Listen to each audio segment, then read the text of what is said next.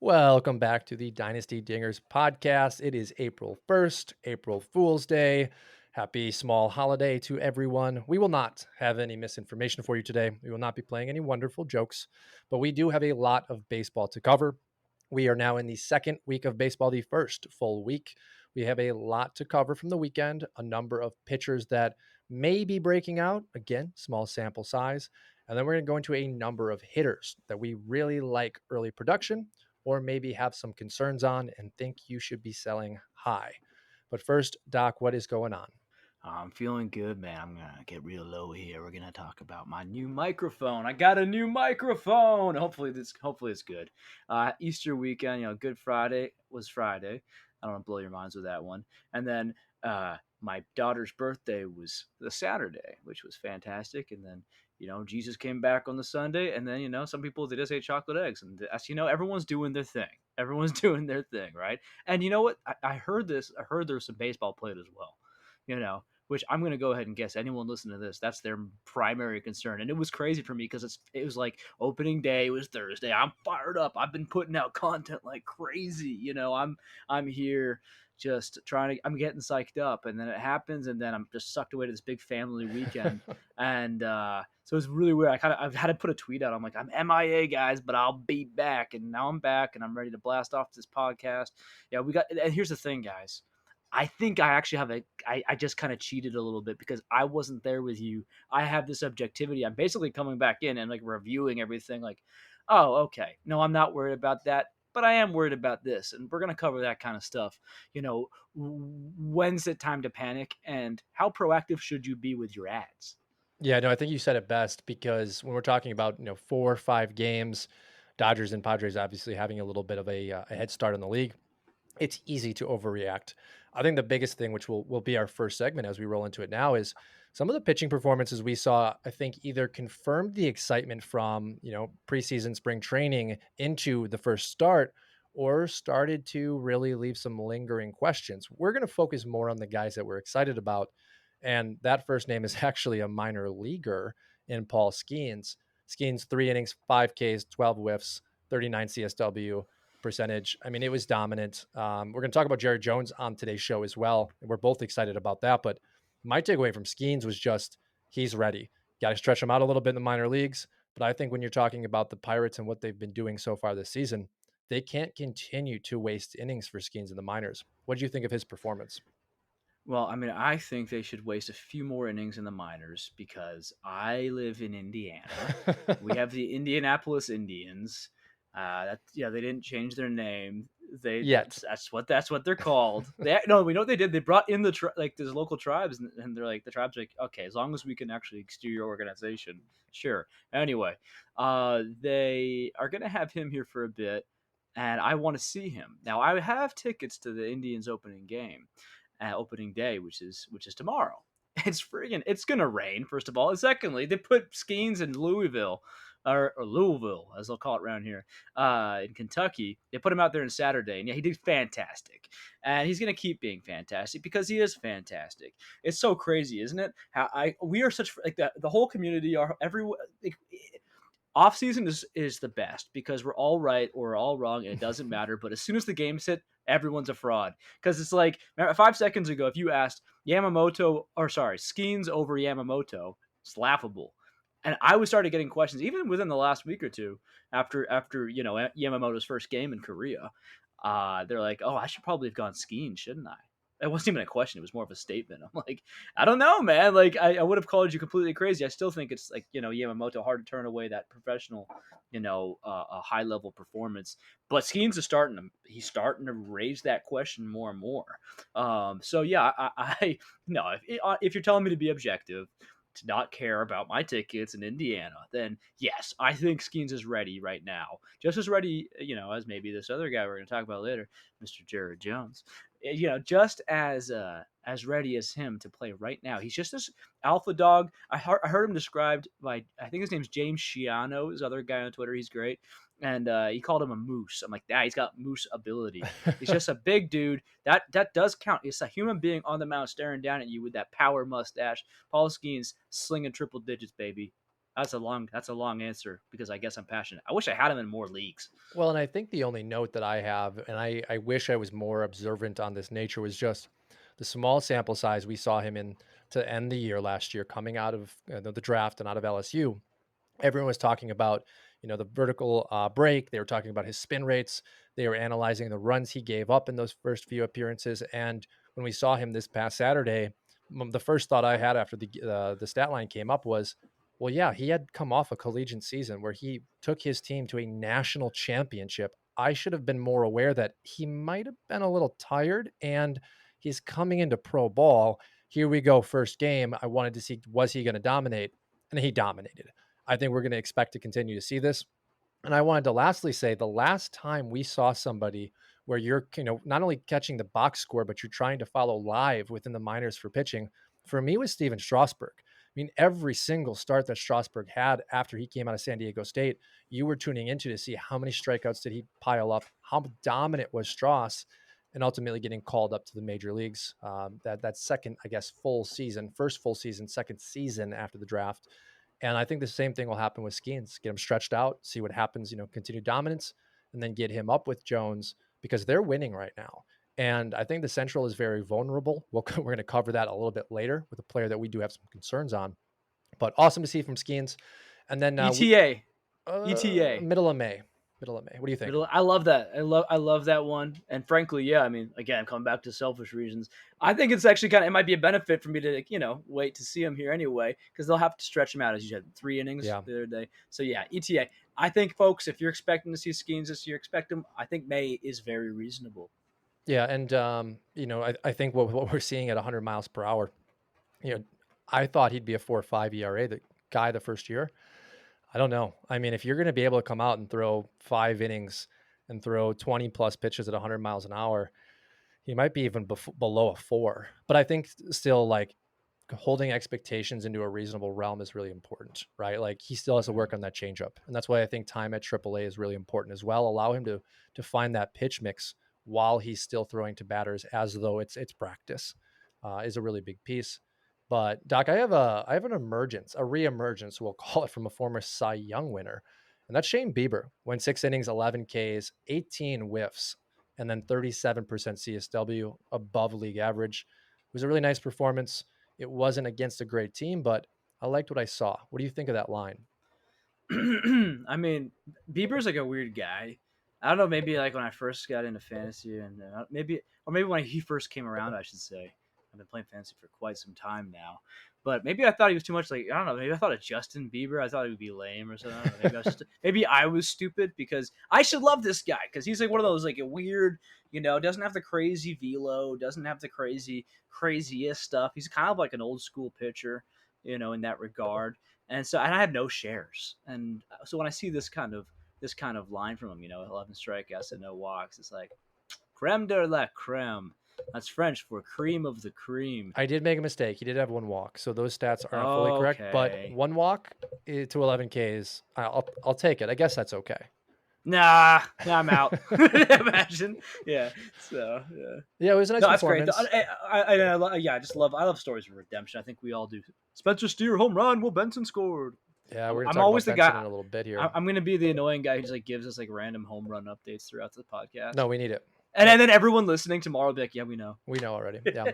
No, Bieber. I thought Bieber's performance was nice, coming back last year after the elbow injury that essentially didn't allow him for him to be traded at the deadline. Held him out for, I want to say it was about 2 months, coming back in September. So to have him start the season really strong, I think was great. I think there was probably a lot of value for those of you that took Bieber. And I think this performance really gives you some encouragement, especially in dynasty leagues, that, hey, you might have a top 20 pitcher yet again. We need to see more, obviously, small samples. All right, we're gonna hold your guy for the very last starting pitcher, but next name on the list is Garrett Crochet, Chicago White Sox. This was a former first round pick out of Tennessee. He was, as we knew up until this year, a reliever. So he's now starting on opening day against Tarek Skubal for the Tigers. Great pitching matchup between the two. Crochet went 6 innings, 8 Ks, no walks, 11 whiffs, a 32 CSW. But I think when you're talking about a transition from a predominant bullpen arm to a starter, you couldn't have asked for a better performance. And this was high upside for me. This was my hope. This was the absolute ceiling. I didn't think we'd see it right off the bat. We got to see it, and I think the Tigers lineup is formidable at times. What were your thoughts of what the White Sox new opening day pitcher did? I mean, thank God for the White They have Sox. somebody. I mean, you know, I just as a fantasy player, I was like so far out, not in at all. Like I just, they're basically they're kind of entering Oakland territory, for me at least. I just, I hope the best for the franchise. I want as many good franchises as possible. Just a spoiler alert: I have teams I like and teams I don't like as much. I'm not a diehard of anyone though, so you're not going to hear me like just like hating on teams for no reason. I want as much competition, as much quality baseball as possible.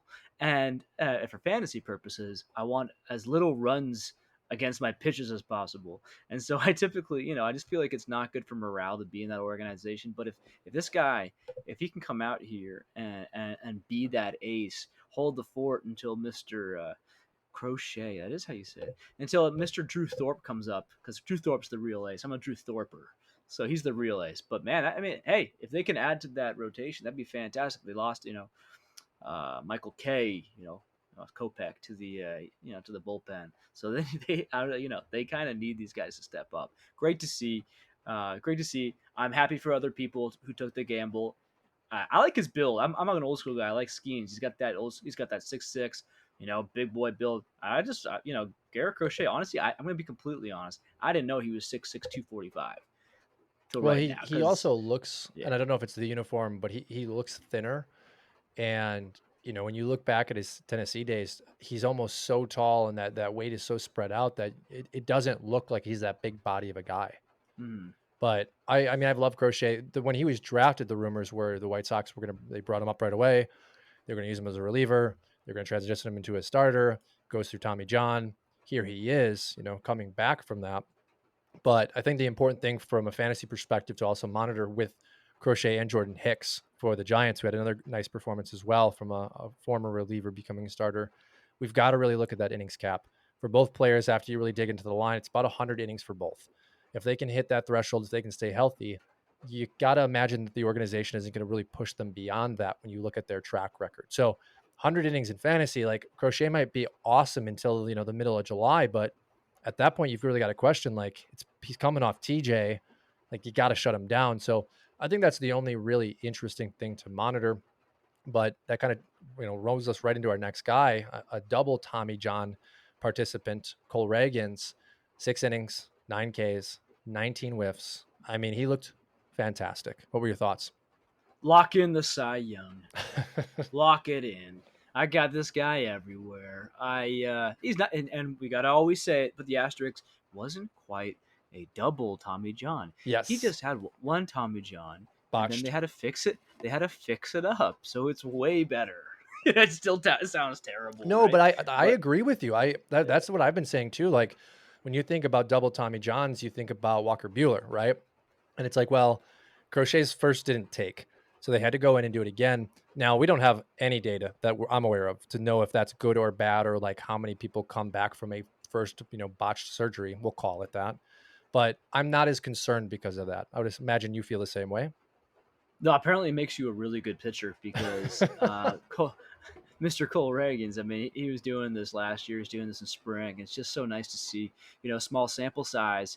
Well, it's not such a small sample size when you start looking into like, the spring numbers into last year. Um, I'm interested to see how it goes. Of course, Reagans, he did have like that weird game last year. I think it was against the Blue Jays where he just couldn't find the strike zone, just whipping balls everywhere. And he had a couple rough patches in spring. So I'm not expecting necessarily this to be the final form of Cole Reagans, but man, that's a great. You have to love that as the the first start of the season.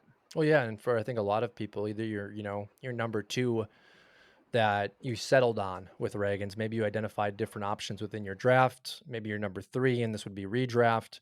And in Dynasty, if you're able to return this kind of value, you've probably invested minimally in Reagan's. You're getting a massive return as we see, more pitchers than we've ever seen already on the IL this season. So having him healthy is really important. Continuing to perform the way he is.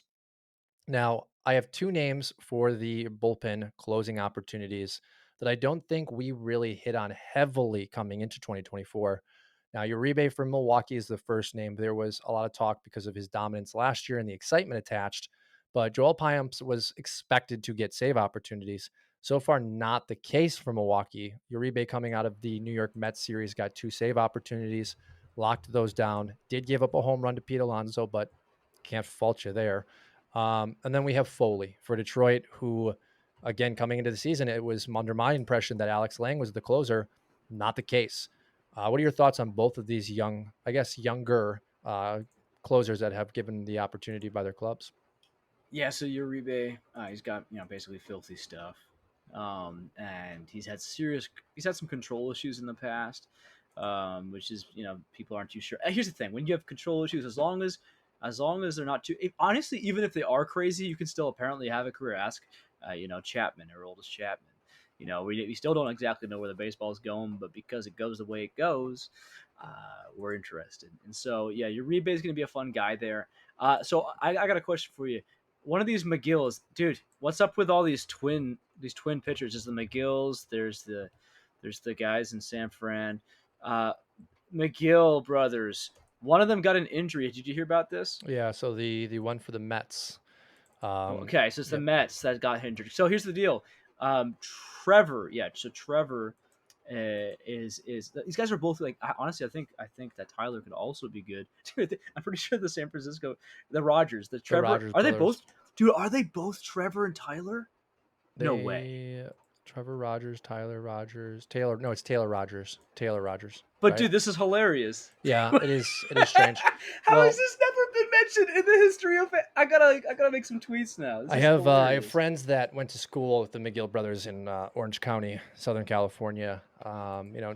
We don't like to disrespect anyone on this show, but I will just say that my colleagues or friends are not the biggest fans. So Hmm. anytime I see either of them pitch, that is in the back of my head. But the Yeah. Rogers brothers, I think, has been a great story for a number of years in baseball, right? Both of them Hmm. have, solidified roles through their organizations. They've bounced. I know that one of the brothers has bounced around, and then the other, obviously, being predominant with the Giants. But the McGill brothers just haven't been able to yet solidify any kind of real tangible success. You have one that continues to start, and I think what was fun for the Mets and McGill was he had come in and worked with Kodai Senga on trying to really build that splitter into his arsenal.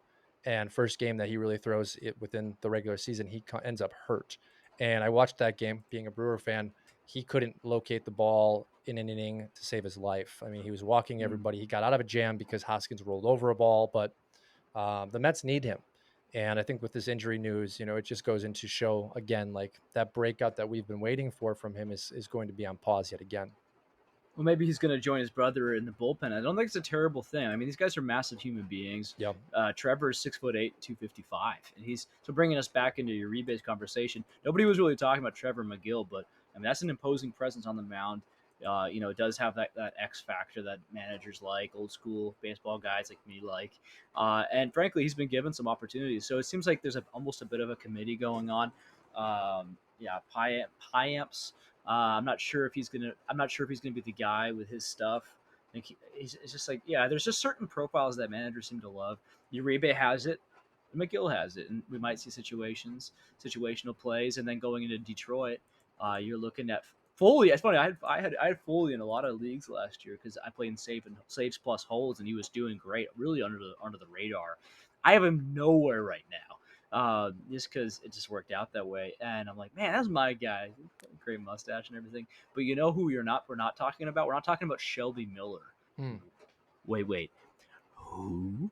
Wait, that Shelby You Miller? mean the Yeah, one dude. that That Dansby Swanson was ultimately traded for, Shelby Miller? yeah, Do you remember that? the That guy was a who long time ago. I yeah, I believe you, man. It's so yeah. I'm looking at he started out in 2012 with St. Louis. He was out there and doing some starting pitching business.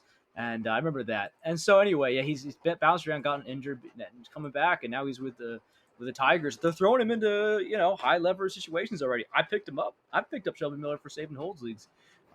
So yeah, I recommend you kind of take a look into him as well. It sounds like a bit of hell for anyone who's in a saves only league because I don't know if the Brewers or Tigers. It was weird. So 2 years ago, we were doing this thing where baseball was like closer by committee, really leaning into it. Last year, they kind of went back to that one guy. It seemed a lot like by and large as a league, and maybe it's just early on. Maybe that will still play out. But as of right now, they seem to be happy to mix and match. Foley hasn't been playing lefties, I don't think, at all. They've been bringing him with like 2 outs left, so he's not like a traditional closer yet.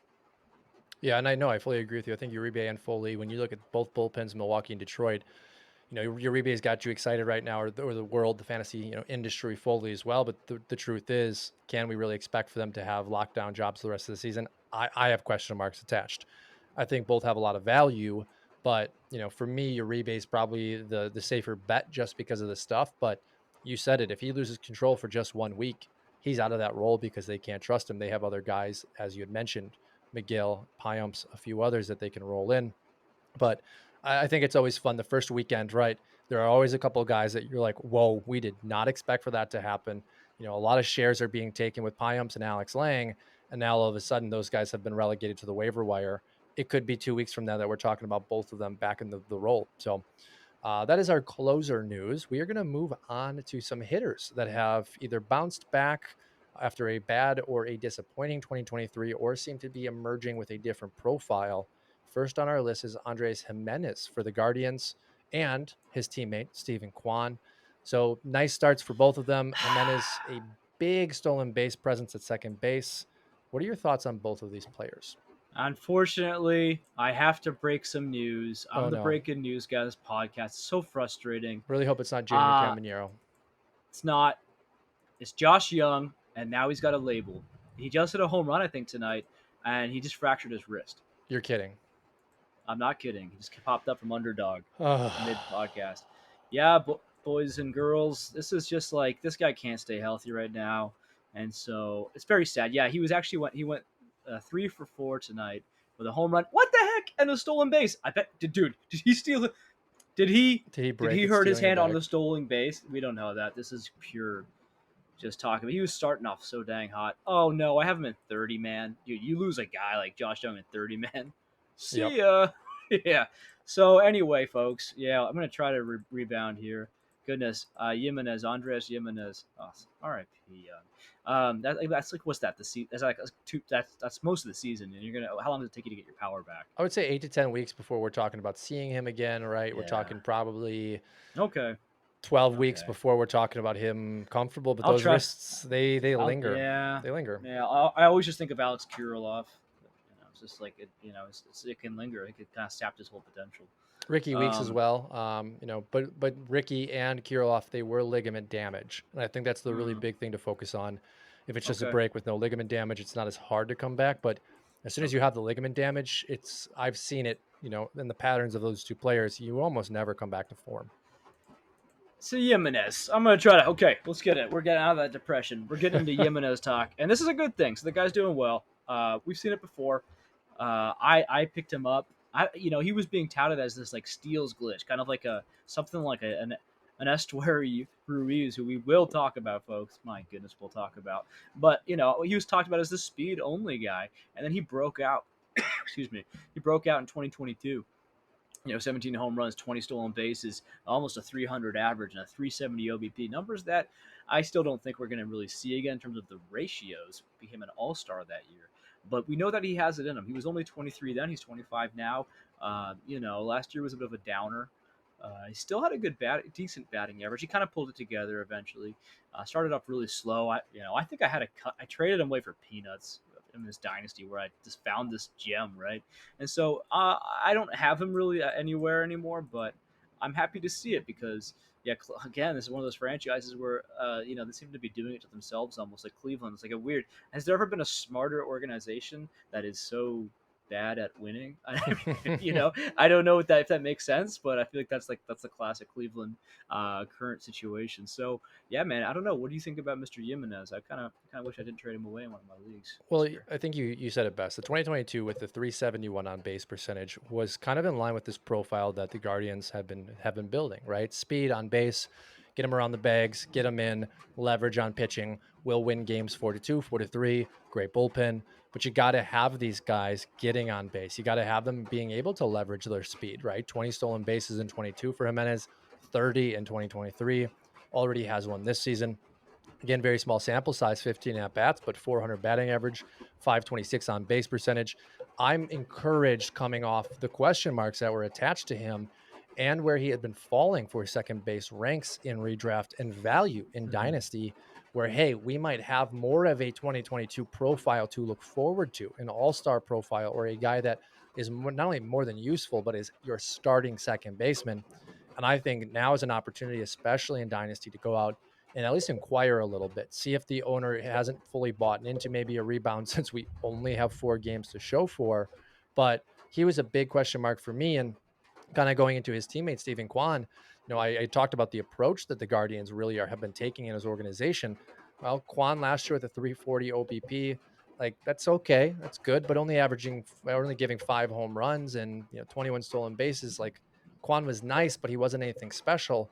Batting 350 with a 381 in those 4 games, a home run already, a stolen base already. I think when you're talking about this lineup, both Kwan and Jimenez need to be having that upper ceiling potential shown on the field, and they're only going to benefit each other.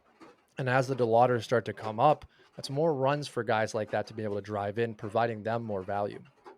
I prefer the term Manzardos, but it's okay. We all have our thing. Um, folks, I am in a thunderstorm right now. You may be hearing some pitter patters, maybe not. But yeah, prayers up for me in the thunderstorm. I'm gonna just go right now and say that we have very two different profiles here, though. Yeah. Uh, and we'd be remiss, great word, if we didn't mention that Jimenez did have a 34 to 112 walk to strikeout rate in 2022. Even if that was his good year. I don't know how you do that and get a 371 Yeah. That's OBP. kind of It's crazy, huh? amazing. And then he almost exactly replicated it the next year with 32 and 112. So as for this year so far, he has not struck out and he's walked twice. Hey, if that is something we're reversing, if we are changing that, you are looking at a serious fantasy contributor. Clearly, he can do it. It's so fun. That's the fun thing about baseball. Some guys can strike out that much, it doesn't seem, and not walk at all, and still pull it off. And he seems to be doing that anyway. But of course, if we can see that approach, that those numbers kind of narrow, that's fantastic. Stephen Kwan, his name of the game is like he's walked in 2022. He walked more than he struck out, and so he's that kind of guy. He's not my guy. He's kind of boring. He's kind of like a Luis Yep. Arias kind of guy. But those guys can be very useful, in roto. And frankly, they can give you the liberty to go after some sluggers that may be like a Jake Burger or someone like that. If you really, if you're willing to take those risks with your ratios, these guys can be kind of life preservers, lifting you up above the seas. Yeah. Yeah. I found myself this season drafting a lot of Kyle Schwarber with either a Quan or a profile like Jimenez. Arias was a great name you threw out there in regards to really help you protect yourself against the lower average and give you that power mixed with that floor. And I think what we're seeing so far out of both Quan and Jimenez is their profiles, at least showing in 4 games that there's something to look forward to. The next name we have is actually perennially a slow starter, and that's Anthony Santander for the Orioles. And I wanted to about him real quick just because of the names and the plethora of names we have with the Orioles organization. Santander starting off the year, 2 home runs, batting only 250. But if he can actually start up his engines in April and May, my thought is it may actually hold back some of these younger prospects because he has a solidified role in the lineup and they're paying him because he's in arbitration years. He was one of the first names that I thought they might actually shop to start opening up some room for some of these younger guys. What are your thoughts just on Santander and the Orioles roster organizational approach so far? Nah, Nah, I'm out. I'm out, dude. I'm an OBP supremacist. I love on base percentage leagues, maybe OPS. If you're in batting average only leagues, this is a fun guy. He's not going to hurt you too bad in batting average, but he's got a career 306 OBP, baby, and that ain't working for me. Big power, and I don't like. Yeah, I mean, I don't think of Santander when I think of the guys who are being held down, but we should. Colton Cowser, what the heck, man? Free that boy. it's funny. I talk about. I think I feel worse about the prospects. I try not to badmouth these guys too much. They're just young guys trying to live their dream, trying to make a career. But frankly, I've been a little. I haven't been too ruthless, but I did that Jim Carrey Dumb and Dumber puking meme or GIF, I should say, when I think they said that Jorge Mateo and gosh, a guy I don't even remember his Or name. it's A couple. it's another Arias or Arias. Oh It's yeah, yeah, yeah. No, it was Romeo. yeah, It something like was that. something like that. And but there was like another even more out there guys who made the team over Jackson Holiday, Kobe Mayo, the boys. And so I'm just like I want to see the talent, man. I want to see the best of the best, and we know what's gonna happen. And so no, I'm gonna punch back here a little bit and say Santander, hey, you're holding the place, baby. But for me in fantasy, maybe he moves the needle in real life more, but I would imagine that getting on base is kind of something you want to see in real life and fantasy. So I think eventually, I don't know. I think he might be kind of traded away in real life, Yeah, I just think like this he is would be on my fantasy teams. I think this is the problem too with like the Orioles being a team that's expected to compete for a division title, expected to be playoff contenders. From a managerial perspective and a front office perspective, it's like, okay, we know we can get 28 home runs out of Santander. We know that he can be a power influence in the lineup, and we saw what we saw from Cowser last year. I don't blame them for sticking with Anthony Santander, but I thought it would be very easy for them to make some switches and transitions within that lineup to get Cowser more playing time because normally Santander struggles at the beginning of the year. Normally in fantasy, you want him in August and September because he's going to be catching up his stat line, and that OBP is going to be a little bit better as he hits home runs 2, 3 times a week. So just a name to monitor when mixing in Colton Cowser's name into that.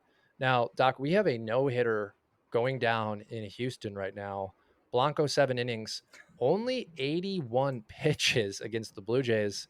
Do you think they keep him in? Well, you better. I'm old school, baby. Do it. This Do would be it. history. That'd be history. Don't take But that away from this kid. this is a kid that's he's a swing man, right? Blanco over the last couple of years has been really in the bullpen making spot starts. Could we get a no hitter out of a swing man in the second week of baseball? That would be incredible. We'll keep you monitored on that as the podcast continues. One more name before we break into some of the big boys. CJ Abrams starting off the season, with some negative, how do we say this properly, variables attached to him in redraft season and in dynasty. Question mark was, is there any more power to tap into, and will the speed continue? Well, CJ has his first home run of the year, has a game of 3 stolen bases. I am a CJ Abrams supporter. Doc, I wanted to get your opinion on his profile and his future expectations. Just for the sake of our listeners, our viewers, Ramon There we Urias go. Yep. and I knew that. Hey, folks, do your own podcast. Put the red light on. Your brain turns to mush. It happens. Romeo, that's great. No, We but the call you. crazy We thing call. is, and I share your sentiment here. I didn't necessarily I know of him, but to think that he made the roster over Kobe Mayo and Jackson Holiday Mhm. was kind of shocking. I've had him on my team before, so he's not the worst though. He's like he's just a guy. He's fine. He's a major leaguer. Congratulations, he's made his money. He'll make more. Yeah. So CJ Abrams, um, the guy is. You basically picked the list of guys who are not on my teams, but CJ Abrams is a guy, along with Jimenez, where I actually would like more of them on my teams. I would like CJ Abrams, especially because Ruiz, Estuary Ruiz has been demoted today. We know about this. We'll talk about this later. But CJ Abrams, I think he's fun. I think he's a serious ratio risk. Yeah. And yeah, again, like that's like a concern for me with OBP especially.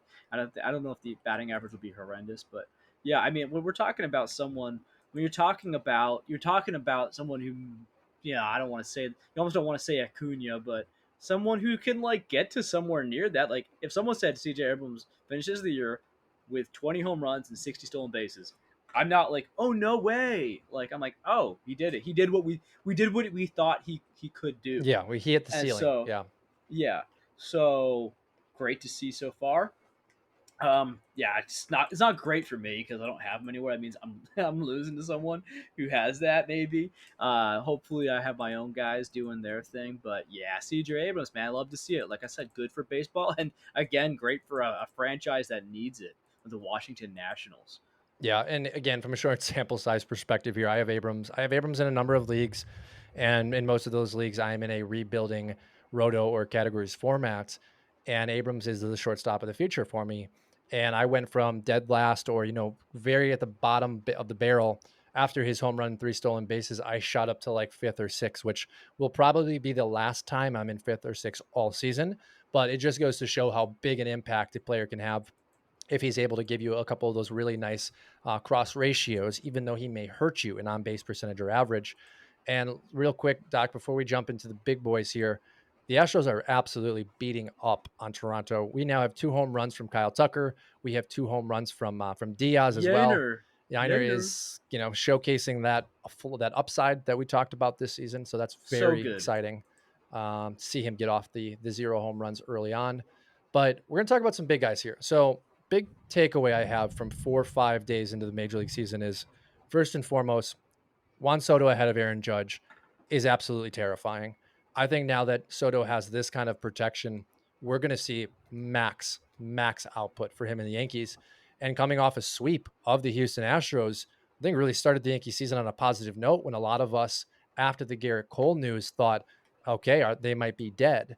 What are your thoughts with Soto and his early season production mixed with the Yankees sweeping the Astros? Well, I mean, there's a few things go on. It's so interesting early on. You don't know. Like, here's just a couple of things that you said earlier. Actually, you said the Pirates are starting hot. The Pirates started off very hot last year, and they ended up Hmm. plummeting. They couldn't keep it up. It wasn't sustainable. You're talking about the Blue Jays getting beat up. I don't see any reason why the Blue Jays will not be in the bottom of their division. I don't think it's going to be a good year for Toronto Blue Jays fans personally. And now we're talking about but the Astros. I don't really see the Astros. I don't think they're supposed to be that bad so soon. I can see like the end is nigh, but yeah, man, the Yankees. It's not like Aaron Judge has actually been that great so far. He hasn't been as bad as we thought. He's getting on base, but no home runs, 1 RBI. Through five games now. He's still in the middle of a game right now, so that's a little unfair. But I got him on a couple teams, so I'd like him to be even better. That's what's crazy. So we see Soto is kind of doing the heavy lifting. Imagine, once Judge does Judge things, once the gavel comes down. I'm not even a Yankees fan, but it sounds like I'm getting real excited for them. I am because it's exciting, and like what happens if we get if the Yankees are so lucky to get Garrett Cole back, if our fantasy world is so lucky, what happens if Jason Dominguez comes back and all of a sudden he's an absolute unit. And frankly, if they're doing things like that when it gets near the trade deadline, I don't think the Yankees are going to be too scared to make something big happen. Yeah, and that was the takeaway. I was able to watch a lot of the Yankees games this weekend, and it seemed like every time the Astros needed to get it out, Juan Soto was stepping to the plate and delivering. And it's like, of course he is. What are you gonna do? You can't walk him. You've got guys on, and Aaron Judge is behind him. And I think that's the big thing that the Yankees need right now is if it's Spencer Jones or if it's Jason Dominguez, Aaron Judge needs protection himself. Something that we've been waiting for a number of years now, right? Rizzo hasn't been able to be the option. Giancarlo Stanton, we could talk about him for hours on the disappointment that his contract has ultimately been with the Yankees. But Juan Soto batting in front of Judge is going to be a huge piece all season. And that brings us right to our next group of players. What Mookie Betts is doing right now for the Dodgers is very incredible, but also shouldn't be unexpected. He's batting in front of Freddie Freeman and Shohei Ohtani. We're talking about the Yankees and Dodgers here having lineup protection for some of the league's biggest stars. But the addition of Ohtani has already allowed for Betts to jump out and have more home runs than he has had swing and misses. I don't even know what the ceiling is going to look like this season for Mookie Betts with those 2 players behind him. Yeah, it's getting a little scary. So one of the teams I kind of like more than other teams is St. Louis, the Cardinals. You can't call me a bandwagoner, huh? But yeah, where I'm leading in with this is I can see their fan base quite a bit on Twitter. I guess the algorithm knows, honestly, it's probably because I talk about Victor Scott all day, so that's why I'm getting. Seriously, the wheels are turning. Oh, that's why I'm getting that. They're very upset. They're very concerned with how that opening series went. Man, the Dodgers are getting scary. So they're kind of as scary. they're kind of as scary as we thought they might be.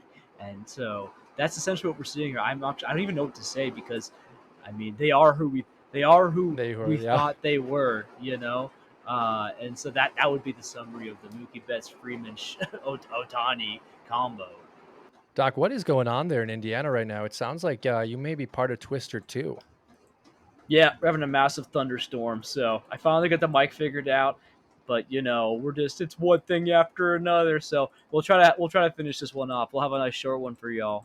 Yeah, we'll rip through this. And I told you, I miss the rain. Living in Las Vegas and in Nevada, it's seldom that we get to have a thunderstorm. So good things, bad things, but we will be wrapping this one up very quickly here. I got two more names quickly before we break into your lists from Monday's Doc Smoke. Those two names are Anthony Volpe and O'Neill Cruz. I think big highlight here is these were question marks entering the 2024 season. O'Neill had a lot of excitement behind him. Volpe had a lot of question marks behind him. What do you think of these two players so far this season? Well, man, I mean, Volpe's the bigger one for me because it looked like he was going to be a serious issue for the ratios, and he's doing the opposite. He's getting on base, he's hitting baseballs. O'Neill Cruz, we saw an amazing spring where he's smashing dingers, so there's less concern there. There was less concern with Volpe. We didn't know what was going to happen, and so to see that from him, I mean, that's another. We didn't even mention him. We're talking about the Yankees and how exciting they might be. But yeah, him and Cruz. It's no surprise that their teams are doing well early on with them being X factors. Yeah, and I think that's a big piece when we talked about Pirates a little bit ago. Falling off last season after O'Neill broke the leg slash ankle sliding into home, losing that momentum and your best offensive player presumably really hurt the team.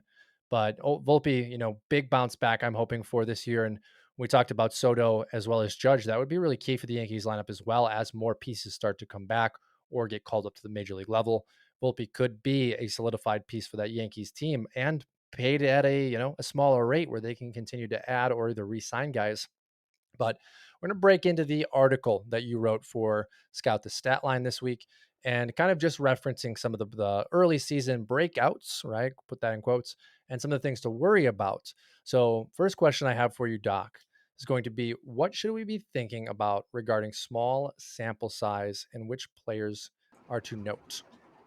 I mean, if I'm going to summarize it, it would be something along the lines of don't be impulsive to cut the guys you thought were going to be great in draft season. This is not enough time for you to go and do a 180 on that. If that's the case, then you're a fraud. Or, hey, and then the other side of it is be proactive with your ads, though. Because this is I feel like ads in March and April those can be the guys who can stick with your team sometimes throughout the whole year, really helping you out, noticing the breakout before the rest of your league. So it's a tricky situation. You got to find the right guys to cut, and it wouldn't be some of the guys that are being kind of thrown under the bus early on here.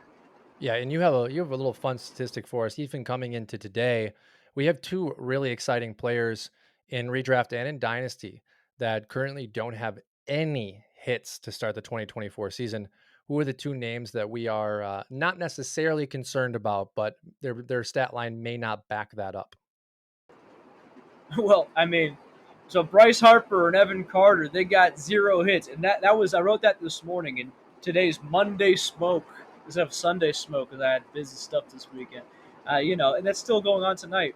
Carter's getting on base. Harper's not. Harper's struggling more. We know Harper. We know who he is. He'll be around. And then Bailey Ober, he's got a 54 ERA.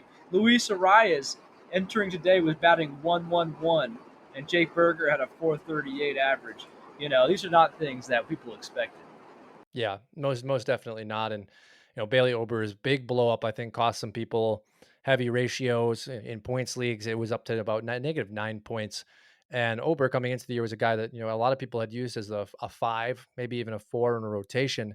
But again, it's early on. No one's giving up on Harper or Carter. But I think as time continues, it might be a little bit easier to think about trading those guys. And just a remembrance that when you're looking at overall season stat lines, especially in Roto, I think Bryce Harper definitely has shown in past years and in MVP seasons that he can definitely find those statistics in other months to really even things out. Now, our next list is a name of guys that you're not necessarily freaking out about, but guys that you still have taken in middle rounds to provide value, those names are Astoria Ruiz, Vinny Pasquantino, Michael King, Aaron Judge, obviously being a first round pick. But we are not to freak out on these names yet. What are your thoughts overall about this list? Well, let's just go over a few things. So, like even earlier today, Arias, going back to him, people. I had a guy on Twitter, and he said, "Hey, man, I'm a little bit nervous about him. His average isn't good, and I get it because when you draft Luis Arias, that's the one thing he's supposed to do for you. Well, he's two. Last time I checked, he was 2 for 2 tonight, so he's already on the come up. Don't worry about that. So we have to make an edit to this list already.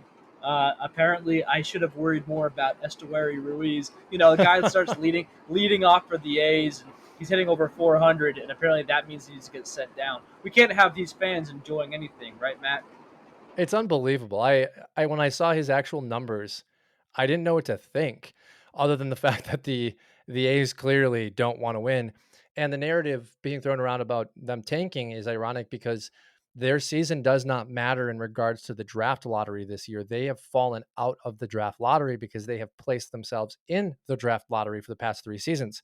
So they could lose 140 games. They are not getting the number 1 pick next year. That's a huge piece to be aware of also the bad luck they've gotten with the lottery over the last number of years. So demoting Ruiz didn't make much sense. The only thing I can think about is it had to have been a 40-man roster crunch or a 26-man roster crunch coming back from the IL. I don't know really what to think here other than it's not good for baseball. And this is the team that's ultimately going to be coming to my city and being the Las Vegas A's. So that was disappointing. I thought Michael King had an okay line. Vinny Pasquantino is a guy that I think a lot of us were drafting to fill a good starter's role at first base. I'm not worried about it. Only thing I'm really worried about with Vinny is ultimately being in Kansas City's ballpark. We've seen it affect MJ Melendez. Did you have anything to add on any of those players? Yeah, so just real quick hitters because I'm about to get swept away. I'm sorry for the audio, folks. We got some rain. Yeah, so Ruiz, honestly, still, if you got an NA spot, if you got an NA slot, you better stash him because I think he's still a stolen base glitch in Roto. Maybe you want to consider cutting him in head to head, depending on your league depth. Vinny P, he is still taking walks, so that's great. We're buying him for the approach. The power is what I want to watch for because that means his shoulder's not working, but I think he'll be fine. Michael King, people are talking about his velo's down a bit, coming into a starter's role. Maybe that's a thing. Maybe it's a thing where as a starter he needs to ramp up more. So again, I'm going to be waiting longer. He's in a pitcher's park with a great team around him. I think his stuff is so great. I'm not really that worried. And yeah, so what I had here was Aaron Judge or any other top 20 fantasy player. Yeah, don't freak out about them yet. All right. And by the way, Ronel Franco, what did he do here? What just happened? So he walked George Springer. He's 1 out away from a no hitter. Oh, Um, we're close. and he's got Vladdy. He walked Springer to get to Vladdy. Okay. So moving, He got but it. but No, but he did he get it? No, it says he I'm got watching the it. game cast because I'm Yeah. trying to have a podcast here, buddy. Trying to be professional. He Yeah, I'm got trying three to. outs. He Yeah, he did it. got it. He got it. No He hitter. got it. That's incredible. Wow. Wow. First no hitter. I would have lost that bet every single time. We're all Uh, frauds, man. yeah, you know, Why do we do why do predictions? we do Actually, this? I was gonna have Ronel, which is definitely not the way you say it. We're probably like Honel. I don't know, man. Honel Blanco. Congratulations, sir. Live on the podcast from the middle of a tornado in the Midwest. So, Doc, as you have mentioned, you're facing weather restraints here. We have one more name that we really want to touch on. Are you okay if I just fly through the list, some of the other categories we had, and we will finish the show with Jared Jones? Does that sound okay with you? Yes. Okay, so we have our next list. Now, this is players with red flags that deserve a little extra concern. This is going to be players that, you and I are both monitoring this season. We have Nolan Arenado, Parker Meadows, Jordan Walker, Colt Keith, Nolan Jones. I think the big highlights that you probably talked about in the article would be Nolan Jones and also Nolan Arenado. Colt Keith, Jordan Walker, Parker Meadows, younger players, so we have to give them a little bit more time. Now, Well, we have to. Well, I will just cut you off to say that we need to. Yeah, we give them more time, but they're going to have less time, like from their yes, on teams. the So yeah, that for fantasy, now Colt Keith has the contract extension, so he gets more. But a guy like Parker Meadows, he actually had a 244 career minor league batting average, yes. so we got to watch for that. Arenado's getting older. Nolan Jones was supposed to regress. We didn't think it'd be this much, but that's something we're going to have to keep an eye out for. I got him in quite a bit of leagues. Well, and for Nolan Jones, he did have stretches last year, even with that 2020 line that he put up that at times was concerning, at times was cuttable. You think about that big second half performance and kind of getting the opportunity to play. That's where my concern was with Jones was that there was a week and a half period where I didn't know if I could start him the following week. I ended up trading him and he, continued to have more success as the season ended. So I think it's important to watch if Nolan Jones is a guy that's more streaky or if he's a guy that truly is going to be regressing and taking a step back. Our next list is sell high. First one you have is Jake Berger, Michael Conforto, who has put up some nice exit velocity numbers as well as a couple of home runs, but does play in that very pitcher friendly park in San Francisco. Lourdes Gurriel, who absolutely won matchups in the first week, really helped some roto and categories ratios, had a monster performance. Tyler Glasnow, and then the big name that we wanted to finish with tonight, Jared Jones. Great performance, 10 strikeouts, the most whiffs from a player making their major league debut in history is the number I saw thrown around. So out of this list, is Jones definitely the target we want to speak on tonight? I mean, these are just guys who are doing well. But if you can find like a Mets fan who you can sell Conforto to on nostalgia, or you could sell like if I had Glass now, it's like, man, I just don't believe he'll stay healthy. So sell him as soon as you can string these together, these elite performances. And then yeah, Berger, he's not going to be hitting over 400. So if you can do it. But Jared Jones, man, I actually like Jared Jones, and out of all those names, honestly, I'd love to, especially because the cost for Jared Jones. I'd love to hold him. That said, he's being treated as this like Cy Young-ish. It's not quite that high. The people really are high on Jared Jones. It seems like they almost think of him similarly to Skeens. So if you can sell him, do it. If you can get a great haul at least. Yeah, absolutely. And I think when you're talking about recency bias, people are really excited about what Jones could be. But in your regard, if you can get a top 20 pitcher, or you can get a guaranteed starter that's going to provide you value, especially with ratios. One performance from Jones for a pitcher that has been known for a two-pitch pitcher and is still searching for that third pitch.